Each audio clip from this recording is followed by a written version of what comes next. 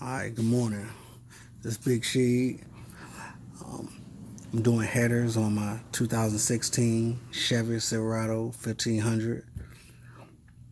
I'm doing cook headers, long tube headers, stainless steel, with the Y pipe. Okay, that's what I'm doing right now.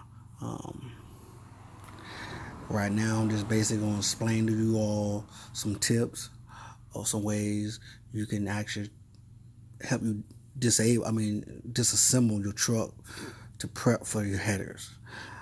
I was looking on YouTube a lot. I seen people with headers on their trucks and so forth, but they didn't really break down how or what to do to install your headers on the newer trucks. Maybe on the older trucks, but now on the newer trucks. I have a 2016, and there are some 16s and 17s, Sierras and trucks on YouTube that have headers and so forth, but actually giving you tips on what to do and how to install them. I haven't seen it, so I'm just doing a quick video on some tips. I'm not going to show you how to turn wrenches or anything like that, so I'm just going to give some ideas on what I did and some pointers and stuff, and you might could learn from it or could use some of these methods and make it help assist you if you ever decide to get in headers, cook headers for your truck, your 2016 up to um, 18 Silverado 1500. Okay, I did purchase the 1 7/8 inch long tube headers with the off-road Y pipe. Now that's gonna go for the. I have the off-road Y pipe. Now you have to get the ones with the high cats, or you can go with the green cats. But I'm going with the off-road. Um, um, Things I did. Okay, for my truck on prepping and getting everything before I started. What you want to do, you want to work on your vehicle when it's cold, when it's very cool. You do not want to work on this vehicle when it's hot. Okay, that's number one. Do not start doing header work or any exhaust work when it's hot. Work on it when it's cool. Have it already parked in a garage or a covered area, carport, anywhere you know where you're gonna be working at. You're gonna be protected. Your vehicle gonna be protected. You know you're gonna have it sitting for a while because you're gonna need your tools. You know you don't want to be out in the rain and so forth. Starting this, you want to be in an area. You know you could come back to it and take a break and so forth. I'm working by myself. I'm not having any partners with me right now, so I'm working it out in my garage. What I did first, you know, um, after my vehicle was cooled off, I went and purchased this. I had this right here. I went and purchased some WD-40 Specialist Rust Release Penetration Spray. I must say, this worked good. I'm not saying regular WD-40 don't work, but this is what I purchased. What you want to do, every header bolt, exhaust manifold bolt, every nut on the exhaust Y pipe, every little nut or bolt off the dust cover or aluminum cover that's over the exhaust manifolds, you want to soak this down. You want to soak it down with this before working on it. If your truck have a lot of rust from the exhaust manifold and piping and so forth, you might want to do it the night before. I did mine a couple hours before, but I have a newer truck. But at the same time, I soaked it down and let it soak for a couple hours before working on it. Soak it down on both sides, exhaust manifold, every nut, every bolt that you're gonna be taking out. Soak it down with this. Spray the whole exhaust manifold down with it. You know what I'm saying? So when you start breaking them nuts and everything and breaking them bolts, you won't have no problems. This worked good. I will say this worked good. Regular WD-40 might work too. PB Blaster might work too. I'm just saying, so take some type of penetration spray or lubricant to loosen up your nuts and everything prior for doing it. That's another thing I did. My truck have a 5-inch lift kit on it. I put a 5-inch lift kit on it a little while back. I really didn't have the jack up. I didn't put my truck on jack stands working on it. Okay. I'm like 5'10", close to 250 pounds. My big butt still can roll under there and still do the job. Now, guys that working with trucks that is not lifted, you may need to put your stuff on jack stands. You might want you have to put it in have it set up in a very safe way. So you could get under there and do things. Luckily, I didn't have to do that, and the only reason I say that, only reason I'm glad I didn't have to do that, because breaking them nuts and everything, I hate breaking hard bolts or nuts. They've been torqued down or seized up or whatever.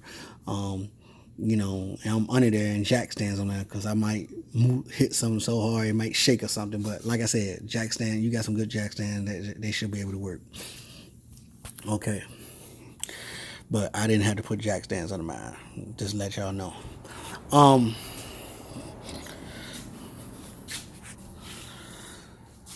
Your liner. You have a liner that goes inside this wheel well right here. Mine's sitting on top of here. But anyway, this liner, that's a good thing to take out. I didn't have to take off my wheels either. I see some YouTube videos, some guys take off their wheels and so forth. You can, and if you think you need more room, I didn't have to take mine off. This is one thing. Make sure you have your stanchions. When it comes down to tools, make sure you have your stanchions, 3/8 drive, half-inch drives. Make sure you got a good half-inch sockets, 3/8 drive, half-inch sockets. Make sure you have all your star bit type sockets or attachments. Them are some of the tools you're gonna need. If you have some good swivel type sockets, they good to have too. Also, if you have a good ratchet wrench, half-inch drive, half-inch ratchet wrench. And I'll tell you a little bit about that half-inch ratchet wrench if you own one. If not, if you have a regular just half-inch wrench, I'll tell you about that in a few seconds. Okay. Another thing, what I did was, I had no problems taking out all the nuts, all the bolts, the header bolts and everything. I really had no problems. On the driver's side, let's put it like this: I hadn't had no major problems. On the driver's side, there is a bolt on the far end of the engine, closer to the firewall. It's kind of tedious to get to. Okay, it's kind of hard to get to a certain degree. I'm gonna tell you what I did. I'm not saying you don't have a long enough extension with a good swivel you couldn't get to it, but like I said, first trying to take these bolts off, they in there pretty good. All right, so what I do, I have a wrench hand in front of my truck. Okay, a guard grill, wrench hand guard grill. What I did, I got my butt on top of this truck. I took my half-inch wrench and my half-inch ratchet wrench. Okay, I broke it. That bolt that's on the far end down here, far back there, I broke it with that half-inch wrench first. Put that half-inch wrench down. I grabbed my half-inch ratchet wrench and got on that bolt by laying my butt down on top of this hood and just ratchet it all the way out.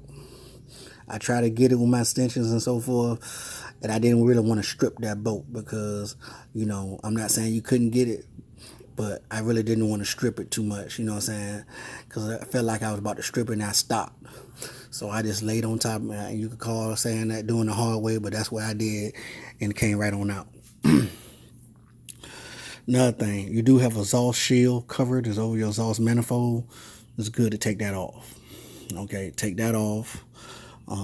Things else take off. You want to take off your spark plugs, wires, or take your spark plug wires off. The instructions say take your spark plugs out and your spark plug, just take all that out. But I didn't take my spark plugs out. I didn't take my spark plugs wires all the way out either. I just disconnected them.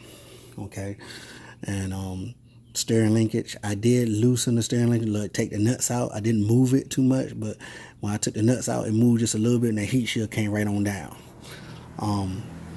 The cover here, you'll see I propped it up because you have to take your oil dipstick. Your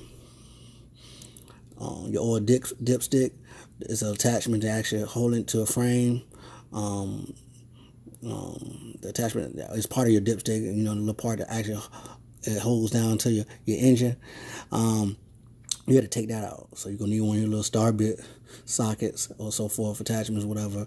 You're going to have to take that out and move that out the way to actually get the exhaust manifold out. Okay.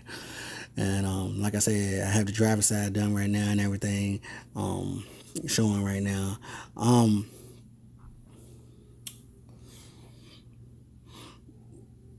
Other than that, it's pretty much a breeze. The driver's side or left side is a little more difficult than the passenger side. A little more difficult in getting to the bolts. Once you get to the bolts and get them bolts out, everything good. When you get the attachment from the Y pipe and everything good. You do have to drop that cross member under your transmission. Hold your transmission up. Take that the cross member off. Take that down so you can drop down that Y pipe. Kooks make some good headers and everything. Everything should be fitting up properly. You could use little NCs on there, little bolts and so forth. Make sure you torque them down real good, and put the little stage 8 type bolts in there, lock the little lock things and everything back in there and so forth, and you should be good to go. Like I said, I'm just going over some things I did to actually, get everything situated. So that's what's up.